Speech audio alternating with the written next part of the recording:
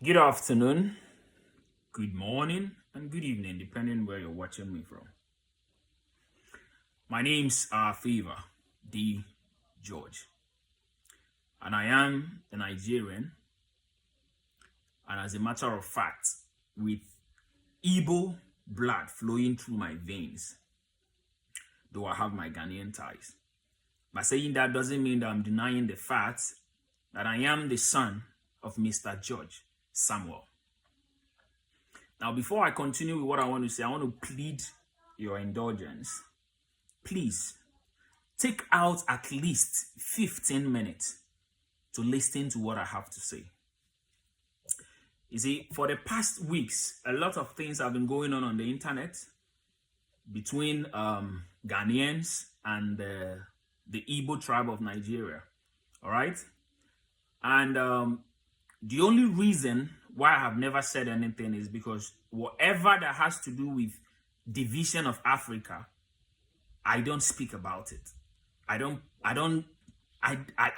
like hearing it because I stand for African unity. As a matter of fact, I am a Pan-Africanist when it comes to things like this. So if that be the case, why is it that I'm speaking about it now? The reasons are simple. You know, for the past couple of days, two things has been happening, okay? And someone like me, I say it is best I speak about this to the best of my knowledge, all right? First of all, I need you to understand that this feud that is happening between Ghanaians and Nigerians, Igbo tribe, which is now escalating to Nigerians, which is one of the reasons why I'm here, and the other one is the wrong reportage. These two things are the reason why I'm here. Now, let me make it clear to you, to your understanding, that this misunderstanding that is going on now is not caused by Ghanaians. Pay attention. This misunderstanding, this feud, in as much as Ghanaian youths are now fueling it out of anger, which is caused by misinformation and wrong reportage, was never started by the Ghanaians.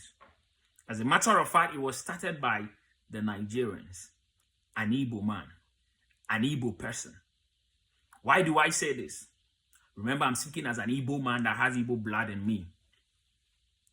You see, one of the biggest problems of an Igbo man, of an Igbo person, is disunity. The main problem that the Igbo people have is disunity.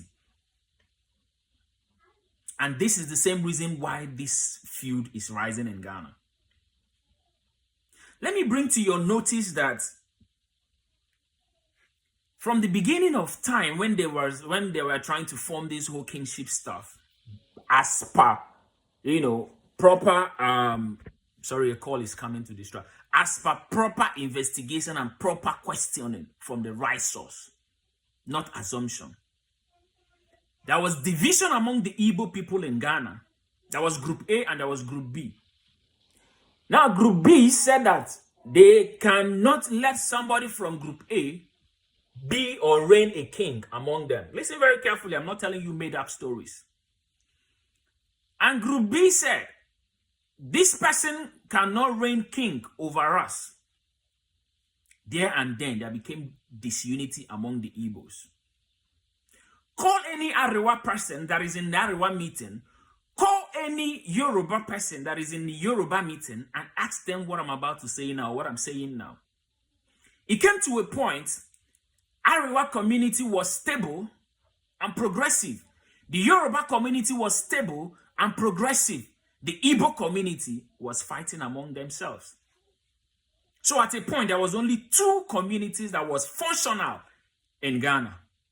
Functionally at peace in Ghana, excluding the Igbo tribe or Igbo community. Because one of the major problems of an Igbo man is, do you know who I am? Do you know what I can do? That is a big problem of an Igbo man. And a typical Igbo man prefers it being his name than the name of his brother. Now, the Biafra case that is happening in Nigeria currently, the only reason why the Igbos haven't achieved Biafra is because there is no peace among them. There is no unity among them. If the Igbo race unite this moment I'm speaking to you, Biafra will be declared within the next 5 days maximum. But there is no unity among the Igbos. And that is a major problem of an Igbo man. And tribalism is the major problem of Nigerians. If you take away tribalism among Nigerians today, give it less than 3 months, every African country will want to visit Nigeria and live there and do business because things will flourish. Just take away tribalism. So this is a major problem with the Nigerians. With my people. Let me not say Nigerians as if I'm not part of it. You understand what I'm saying? Now, what surprises me the most is the fact that someone made a statement that the Igbos have come to take over Ghana. And you know the instance he gave is the case of Gaza and Israel. And I'm like, how is that even possible? First of all, look at the distance between Gaza and Israel. Then look at the distance between the southern eastern part of Nigeria, which is the Igbo land, to the western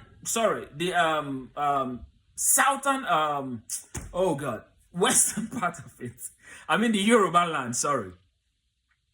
Which is Lagos, where the major airport to any other part of this world is.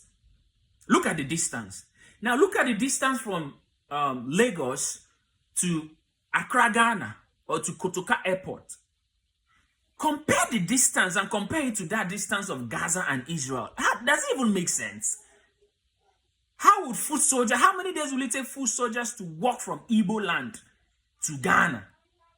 I don't know why you all are bringing these misinformations to fuel an already burning fire. Now, to make matters worse, CTV journalist Kweku Annan, it's unfortunate his name sounds similar to our great Kofi Annan. He has been doing reportage that I don't know what he stands to gain. Mr. Kweku, if you are an anti-Nigerian, make it known that you are an anti-Nigerian so that posterity will mark it down somewhere that you are an anti-Nigerian. Because the last time I checked, the fight was basically against the Igbos. How come you are drawing the entire Nigerian community into it now? It doesn't make sense to me. I don't even want to talk about Honorable Hassan Ayariga. I mean, a man of his caliber. Now, back to you, Kweku Annan. Have you ever listened to any interview or reportage that Honorable Kennedy Japan puts out in the air? Do you see the way he speaks? Do you see the body language when he's speaking? Because he is convinced of what he's saying and because he has enough evidence. How many people have challenged him so far whenever he points finger at you? Yesterday, you are supposed to be a journalist. I don't know if you're a journalist or just a mere presenter or a host. But let's assume you're a journalist. I think your certificate as a journalist should be revoked. Why do I say that? Because you are going against every ethical things that has to do with journalism. You're breaking ethicals when it comes to journalism, especially when it comes to conflict of interest. Your manner of presentation is out of the understanding of, well-meaning Ghanaians. Now, you showed a video yesterday when you were doing your front line or something. You showed a video of a printing machine, printing out money. There was no voice in it, there was nothing, and you tagged it to the Nigerians. Is your fight against Nigeria or is your fight against the Igbos? And then there was a man being handcuffed, okay, as a fraudster or something. You tagged it to Nigerians. Unexplainable videos. You brought the king where he was in, is it Tamale or something? One of those regions. You are just bringing clips to make the Ghanaians angry. You are instigating violence with your platform. And that is against ethical journalism. So, Mr. Kweku, you need to refrain from the thing you're doing. I'm speaking as a Pan-Africanist. I'm not speaking as a Ghanaian. I'm not speaking as a Nigerian. As a matter of fact, I'm working seriously, to denounce, being associated to be a Ghanaian or being associated to a Nigerian. I just want to know to be known as an African. Because until we Africans unite, the West will still keep taking us for a fool. Look at what visa is costing now for a Ghanaian to go to even America. When His Excellency worked out economy and dollar dropped down, the embassy was still charging with the old dollar rate. These are things you should be reporting. People are dying in Galamsey pit. These are things, a matter of national issues. And you just sit in front of camera and you talk out of emotions. You talk down on the Ghanaian immigration. You talk down on the armed forces. Let me ask you, have you even been a food soldier? Have you ever even been in the academy before? Have you even trained? Have you even gone to where the recruits of either immigration, army, police are recruiting, are training? Have you ever been there? Do you know what it takes to be on uniform?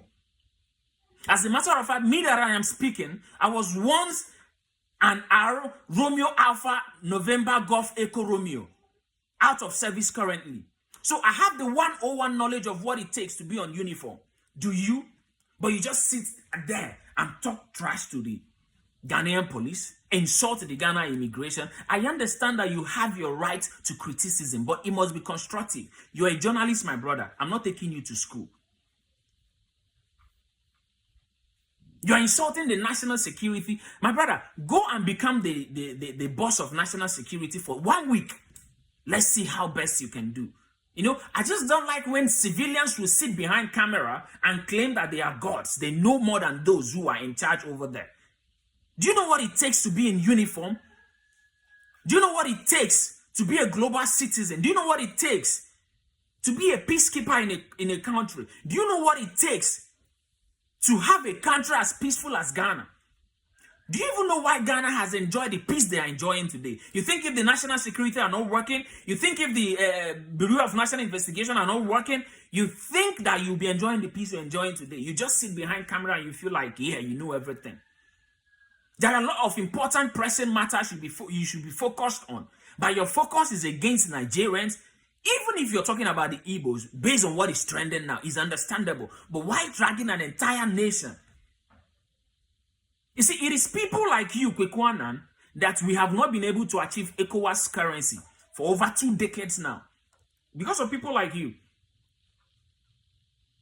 I have other videos that I talked about Pan-Africanism linked to this Igbo thing, Pan-Africanism linked to Wodimaya getting arrested, Pan-Africanism linking to the richest man in Africa, Dangote, having an African Union passport and still needed a visa in an African country. These are problems that we need to be focused on. We should be looking at whatever will make Africa become a single state, become a unity, a state of unity. There's still Galamsey ongoing. People even, on our life, they kick the bucket in a Galamsey pit the other day. These are important pressing matters. There is still a tussle, there is still a misunderstanding between the Guta and foreigners, influx in the retail market. These are things you should be focused on. These are things that have a great impact in the Ghanaian economy, my brother. But your focus is on things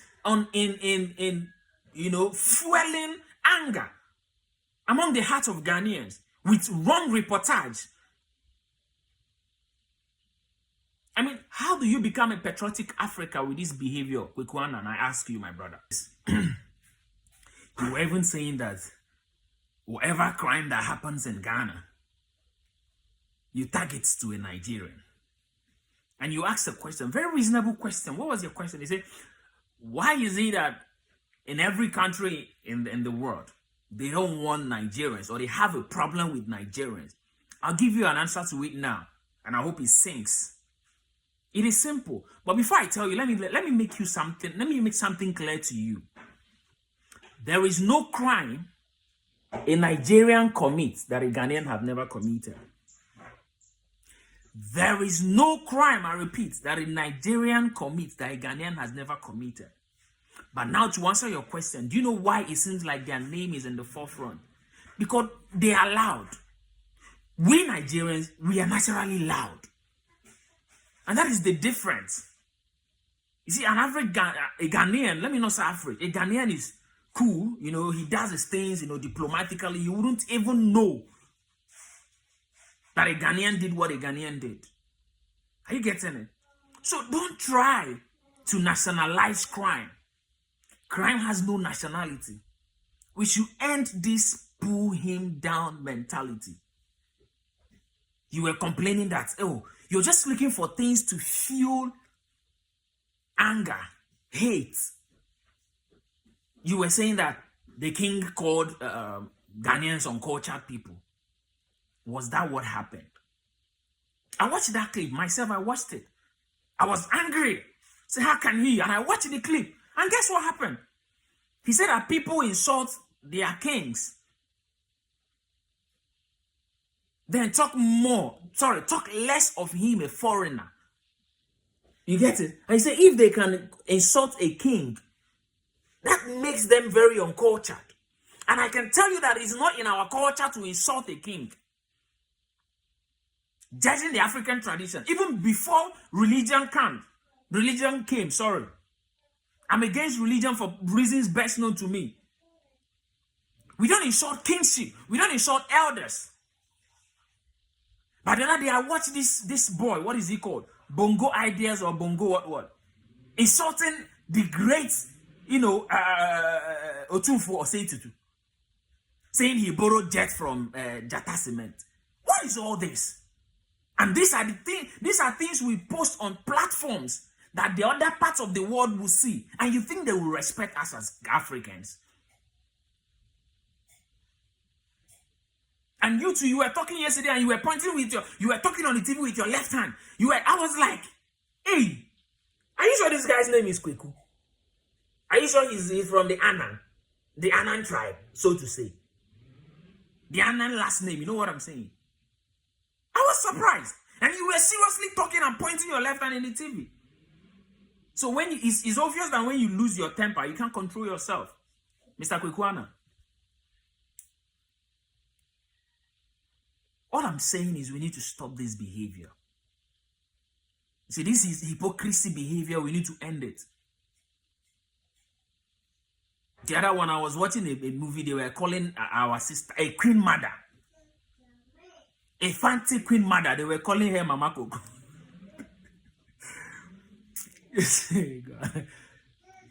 God. It's not funny. It's not funny. A queen mother pouring insult on elder. This time around now, we African, we find it normal to insult an elderly person. Is that what the African culture teaches us? Is that who we are? We are embracing the white man's tradition, the white man's culture. A small boy that was born yesterday saying, say to Boro. What is wrong with this generation? Jata is like a son to say to. A father has the right to take a property that belongs to his son. If it's a car, a father has the right to drive the car. I don't know what we intend to gain in all this whole field. Please, my people, we need to stop this field. Let calm remain. And quickly, you were talking that national security is doing nothing. The president is doing nothing. My brother, where do you get your information from? Do you have evidence for all these things? Those accusation fingers you're pointing at the police, pointing at the immigration, can you provide evidences that prove that the Ghanaian immigration are corrupt? Do you have evidences? We can't just sit in front of camera and make claims. Yeah, because people are watching, we have cameras. Go to Boku. See what is happening there with soldiers. See what is happening there with uniform men. You're sitting here talking about uniform people. Talking about uniform personnel. Do you know what it takes? God have mercy on you. Go to recruit camp. Go and do training for 1 week. to be an immigration officer. You put respect when you're calling the immigration people. Go and do a training to be a police officer, to be even a corporal, first corporal. How can we move forward with this behavior, this PhD behavior we African have? Pull him down behavior that we African have. How do we go forward with this behavior, my brother? I'm asking you.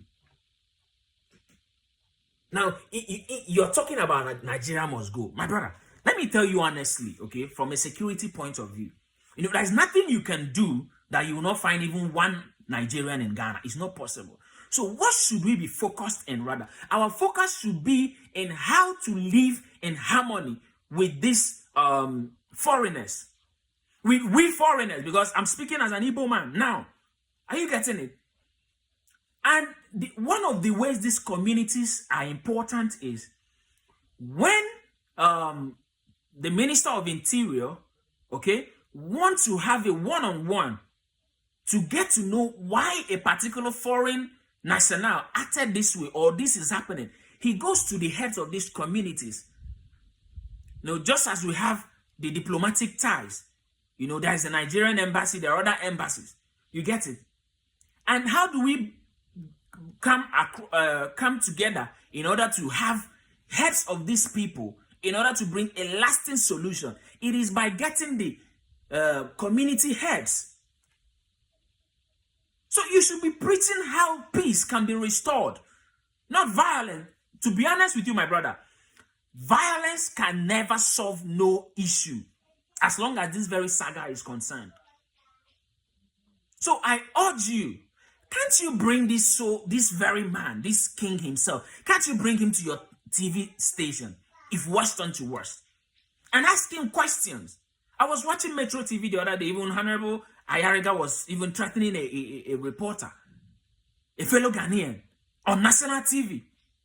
But that aside, can't you learn, emulate what other TV3 did it, Metro TV did? Invite some of these people, question them, let Ghanaians call in, speak their mind, instead of you being behind camera and thinking that, man, you are the chief security officer for Ghana.